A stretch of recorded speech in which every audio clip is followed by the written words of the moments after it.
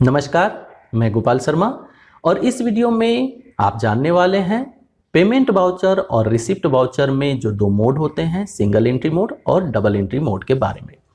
अगर आप भी कंफ्यूज हैं कि कब सिंगल एंट्री मोड लिया जाता है और कब डबल एंट्री मोड, तो ये वीडियो आपके लिए काफ़ी यूजफुल साबित हो सकता है। देखिए, एकदम सिंपल सा समझने वाली बात है कि जब मान लेते हैं पेमेंट आ रहा है मेरे पास, मतलब हम अमाउंट को रिसीव कर रहे हैं, और जब रिसीव कर रहे हैं और अगर सिंगल मोड में आ रहा है, कहने का मतलब या तो कैश आ रहा है या चेक के थ्रू आ रहा है, तब हम उसकी एंट्री सिंगल एंट्री मोड में करेंगे। लेकिन अगर पार्टी के द्वारा जो पेमेंट आ रहा है उसमें थोड़ा कैश भी है और थोड़ा चेक के द्वारा भी आ रहा है, तो डबल एंट्री मोड का इस्तेमाल करेंगे। सेम इसी तरह जब आप पार्टी को पेमेंट करेंगे तो पेमेंट करते समय अगर उसे आप कंप्लीट या तो चेक के द्वारा पेमेंट कर देते हैं या तो कंप्लीट आप उसे कैश के द्वारा पेमेंट करते हैं, तब उसकी एंट्री सिंगल एंट्री मोड में करेंगे। लेकिन अगर आप उसे थोड़े कैश में अमाउंट दे रहे हैं और थोड़े चेक के द्वारा दे रहे हैं, तब उसकी एंट्री आपको डबल एंट्री मोड में करनी होगी।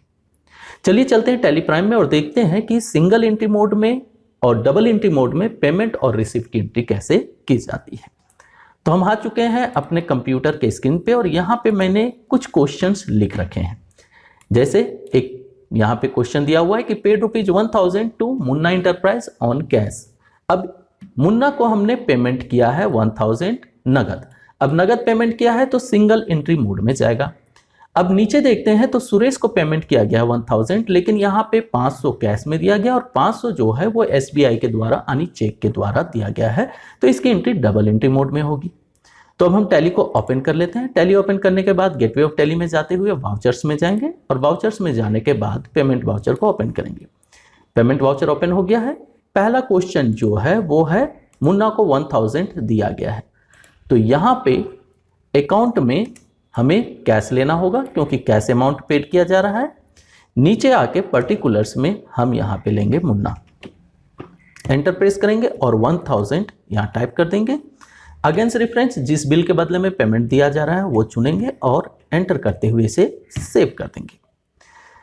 तो ये तरीका जो था वो था सिंगल एंट्री मोड का। सिंगल एंट्री मोड मतलब एक ही दे रहे हैं, चाहे आप कैश दे रहे हैं चाहे आप चेक के द्वारा दे रहे हैं, तो आप सिंगल एंट्री मोड लेंगे। और यहाँ पे जो सबसे पहले अकाउंट का कॉलम आता है वहाँ पे आप अपने कैश या बैंक का जो लेजर है उसे चुनेंगे और नीचे पार्टी का लेजर चुनेंगे जिसे आप पेमेंट कर रहे हैं। अब चलिए ये देख लेते हैं कि अगर डबल मोड में हो, मतलब थोड़ा कैश भी दिया जा रहा है और थोड़ा चेक के द्वारा दिया जा रहा है, तो उसकी एंट्री कैसे करेंगे। तो वापस आ जाते हैं कंप्यूटर के स्क्रीन पे और यहाँ पे नेक्स्ट क्वेश्चन जो है वो है सुरेश को 1000 पे किया जा रहा है, 500 कैश और 500 चेक के द्वारा SBI के द्वारा। तो यहाँ हमें सबसे पहले मोड बदलना होगा, तो चेंज मोड में जाएंगे और डबल एंट्री मोड लेंगे। डबल एंट्री मोड लेते ही यहाँ पे डेबिट क्रेडिट इनेबल हो जाएगा। अब जब हम पेमेंट कर रहे हैं तो डेबिट कौन करेगा, सुरेश करेगा। तो यहाँ पे मैंने लिया सुरेश, एंटर प्रेस किया, कितना 1000 एंटर प्रेस किया हमने। अगेंस्ट बिल नंबर जिसके बदले आप दे रहे हैं वो ले लें। अब यहाँ क्रेडिट लेना है और क्रेडिट में आपको लेना है, पहला किसके द्वारा दिया जा रहा है तो कैश के द्वारा, कितना तो 500।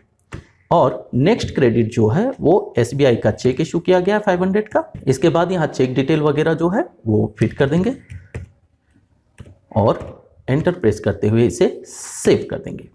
तो पेमेंट के आपने दोनों एंट्रियां समझ ली, सिंगल एंट्री मोड में किस तरह से पेमेंट किया जाता है और डबल एंट्री मोड में कैसे पेमेंट किया जाता है। अब चलिए रिसिप्ट की एंट्री देखते हैं। यहाँ पे दो क्वेश्चन मैंने रिसिप्ट के रिगार्डिंग भी लिख रखा है।